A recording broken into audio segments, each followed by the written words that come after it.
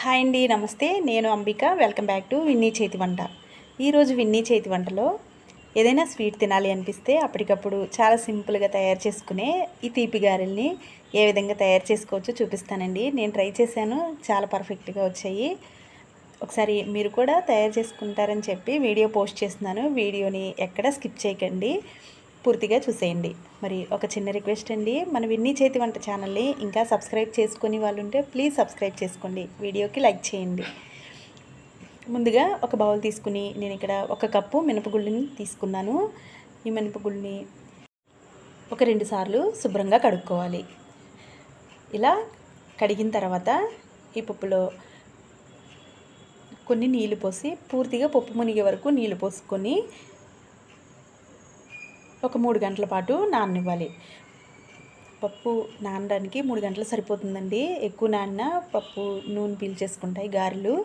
ఈ విధంగా 3 గంటలు నానిన ఈ పప్పుని మరి ఒకసారి కడుక్కుని మిక్సీ గిన్నెలో వేసుకోవాలి. ఇలా చూపిస్తున్న విధంగా మిక్సీ గిన్నెలో వేసుకుని కొద్దిగా నీళ్ళు యాడ్ చేసుకోవాలి. మరీ ఎక్కువ నీళ్ళు యాడ్ చేయకూడదండి. పప్పు మరీ మెత్తగా అయితే గారెలు నూనె ఎక్కువగా పీల్చేస్తాయి. మూత పెట్టుకుని మిక్సీ పట్టుకోవాలి. చూసారు కదా, పిండి కన్సిస్టెన్సీ ఈ విధంగా ఉండాలి. నీళ్ళు కొద్ది కొద్దిగా యాడ్ చేసుకుంటూ మిక్సీ పట్టుకుంటే సరిపోతుంది. ఇలా మిక్సీ పట్టుకున్న ఈ పిండిని మనం ఒక బౌల్లోకి తీసేసుకుందాం. ఇలా పప్పుని ఈ బౌల్లోకి తీసుకున్న తర్వాత నేను ఇక్కడ 2 సార్లు మిక్సీ వేసిన పప్పుని చూపిస్తున్నానండి. మొత్తం అంతా ఈ విధంగా వేసుకున్న తర్వాత దీనిలో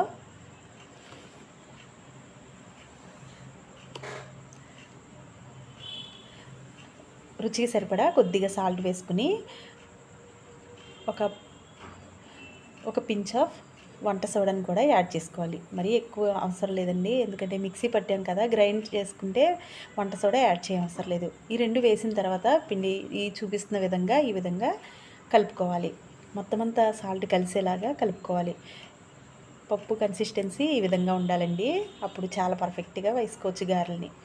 దీన్ని ఒక 10 నిమిషాల పాటు పక్కన పెట్టుకోవాలి. తర్వాత ఒక మందపాటి గిన్నెని తీసుకుని 1 కప్పు మినపగుళ్ళకి 2 కప్పుల బెల్లంని గిన్నెలో వేసుకోవాలి. దీనిలోనే 1.5 గ్లాస్ వరకు వాటర్ యాడ్ చేసుకుని స్టవ్ మీద పెట్టుకోవాలి. 1 కప్పు మినపగుళ్ళకి 2 కప్పుల బెల్లం, 1.5 కప్పు వాటర్ యాడ్ చేసుకుని ఈ విధంగా పోసుకున్న తర్వాత దీన్ని స్టవ్ మీద పెట్టుకుని బెల్లం కరిగే వరకు దీన్ని వేడి చేసుకోవాలి. కలుపుకుంటూ వేడి చేసుకోవాలి. బెల్లం పూర్తిగా కరిగిన తర్వాత దీనిలో రాళ్ళు, గడ్డి ఇలాంటివి ఉంటాయి కదండి, వీటిని ఈ బెల్లాన్ని వడకట్టుకోవాలి. ఈ విధంగా మరో ప్యాన్ వడకట్టుకోవాలి.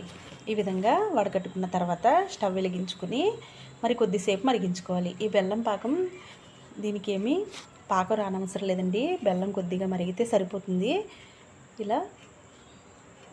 ఇలా పొంగొచ్చేటప్పుడు ఒకసారి కలుపుకొని ఒక 2 టేబుల్ స్పూన్ల వరకు యాలకుల పొడి వేసుకుని మరొక 5 నిమిషాల పాటు మరిగించుకుంటే సరిపోతుంది. దీనికి పాకం అంటూ తీగ పాకం కానీ ఎలాంటిది అవసరం లేదండి, ఈ బెల్లం పాకం మరిగితే సరిపోతుంది. ఈ విధంగా యాలకుల పొడి వేసిన తర్వాత ఒకసారి పూర్తిగా కలిపేసి స్టవ్ ఆఫ్ చేసుకుని దీన్ని పక్కకి తీసుకోవాలి. ఇది మరీ ఎక్కువగా చల్లారిపోకుండా మూత పెట్టుకుని పక్కకు పెట్టుకుంటే సరిపోతుంది. ఇప్పుడు మనం గ్రైండ్ చేసుకున్న పిండిని ఇప్పుడు గారెలా వేసుకుందాం. స్టవ్ మీద ప్యాన్ పెట్టుకుని డీప్ ఫ్రైకి సరిపడా ఆయిల్ వేసుకుని ఈ విధంగా పాల ప్యాకెట్ మీద గారె వేసుకుంటే ఈజీగా వచ్చేస్తుందండి. నూనె మీడియం ఫ్లేమ్లో పెట్టుకుని గారెలు వేసుకోవాలి. ఈ విధంగా గారెలు వేసుకుంటూ వెంటనే మరోవైపుకి తిప్పకుండా ఒకవైపు పూర్తిగా వేగిన తర్వాతే మరోవైపుకి టర్న్ చేసుకోవాలి.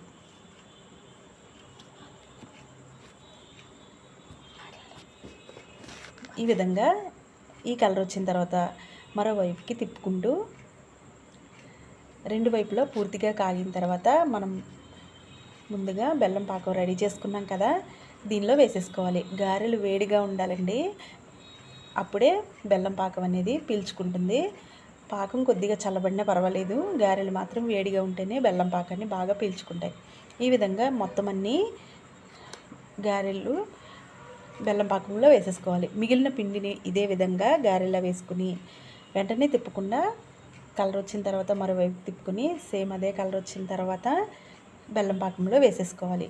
ఈ బెల్లం పాకం రెండు వైపులా ఇలా పూర్తిగా పీల్చుకున్న తర్వాత దీన్ని మనం ప్లేట్లోకి తీసేసుకుందాం. ఈ విధంగా రెండు వైపులు పీల్చుకున్న తర్వాత మరో ప్లేట్లోకి తీసుకుని మొత్తం అన్నిటిని కూడా ఒక గిన్నెలో వేసుకుంటే బెల్లం గారెలు అయితే రెడీ అయిపోయినట్లే. అంతేనండి, గారెలు రెడీ అయిపోయినాయి. తీపి గారెల్ని ఒకసారి మీరు కూడా ట్రై చేసి మీకు ఎలా వచ్చిందో కింద కామెంట్ సెక్షన్లో కామెంట్ చేయండి. వీడియో నచ్చితే లైక్ చేసి మీ ఫ్రెండ్స్కి రిలేటివ్స్కి షేర్ చేయండి. ఇలాంటి మరిన్ని వీడియోస్ కోసం మా విన్నీ చేతి వంట ఛానల్ని సబ్స్క్రైబ్ చేసుకోండి. వీడియో నచ్చిందని అనుకుంటున్నానండి. నచ్చితే లైక్ చేయండి. అంతేనండి. Thank you for watching.